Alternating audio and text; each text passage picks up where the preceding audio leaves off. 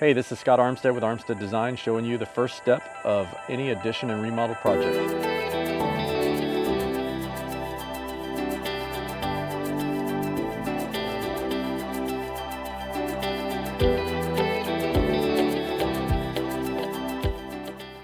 This is a BLK 360 Leica LiDAR scanner. The way this thing works is it spins around 360 degrees. It takes a 360 degree picture, and then it spins around and blasts laser points all over within about a 50-foot diameter sphere, and then it color codes each point based on the picture. And what you end up getting is something called a point cloud, and all the points are color coded, so it looks like an image, but it's a 3D cloud of points that you can kind of fly through, and all those points are intelligent that you can work from. This is like a survey grade tripod. This is like the most surefire way to get the Z-axis set to gravity level, which is what every trade guy in the world is going to work from. That's going to set your form boards for your slab and try to work out all of the inconsistencies in the existing construction.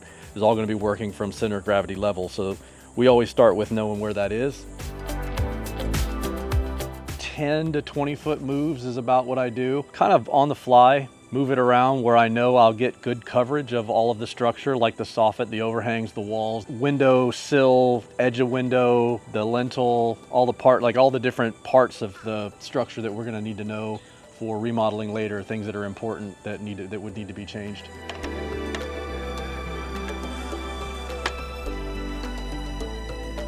All right, this is the 13-foot tripod we use to scan roof surfaces.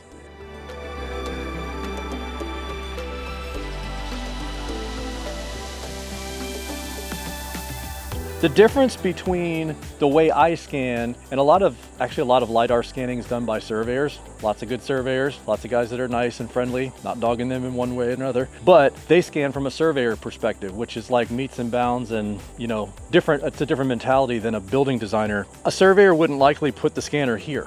They would just go around the outside. I'm putting it here because I want a lot of data of the wall face here. I intentionally take scans in front of openings like this front door. I'm taking a scan outside the door with the door closed. Eventually, when we work our way in, I'll do some bridge scans between the outside and the inside, then I'll close the door and then do all the inside scans. I like to go at least through 2 openings if possible to cross-reference all of the different scan locations from inside to outside so that the inside data and the outside data are correlated to one another appropriately and very accurately. That bridges my outside data to my inside data. So I'm here because I want to go that way eventually down the hallway, and then I'm going to work my way that way into the living room and out to the porch and into the garage and so on. So I kind of place the scanner in places where I know I'm going to reconnect to that scan. After I do 10 other scans, I'm going to connect and keep going this way and do scans in each of the bedrooms. So I've now moved it down the hallway in front of the bathroom, starting to build like a 2D black and white floor plan. As you can see, the thickness of the wall is starting to show up here in the kitchen. And then, as I start to build the scan data around here, you'll see the surfaces of all these other walls.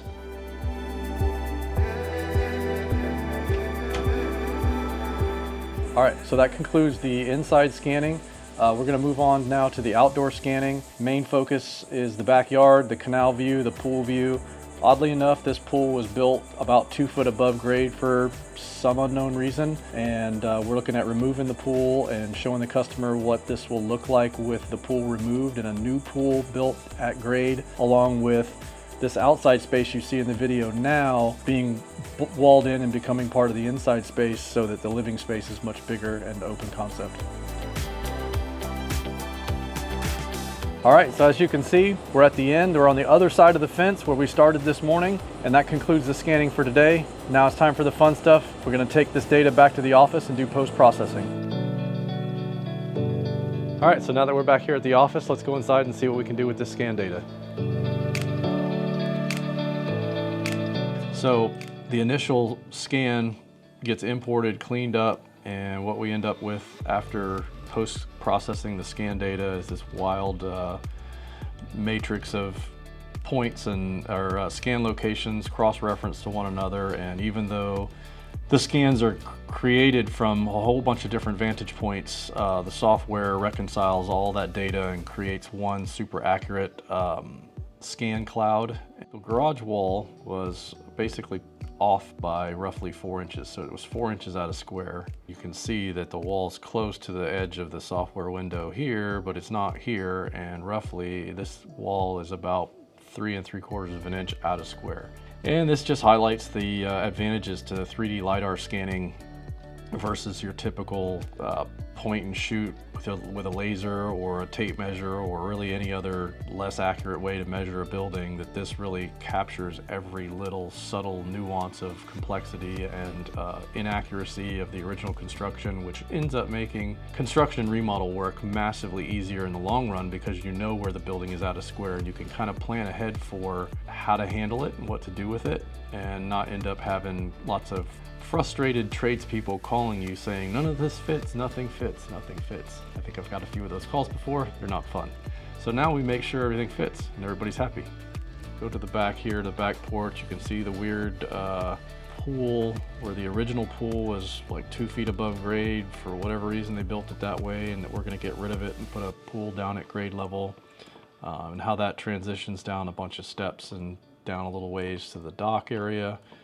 So there's a lot of cool stuff you can figure out with the elevation change, and you're never going to get this amount of resolution, I guess would be a good word, resolution out of a survey. Your conventional survey doesn't have near this amount of data to work from. All right, so we got just a cross-section cut of the scan data through the house, and as you can see, we can show the roof and how it turn it off, turn it on. It's exactly the same place as the existing. So this is basically like virtual construction, where we know when we're done with a design that everything is going to fit, because we're working with the scan data as if it was the virtual construction.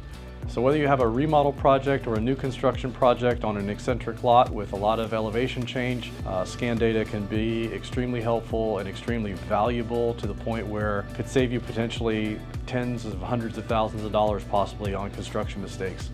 So it's definitely worth it.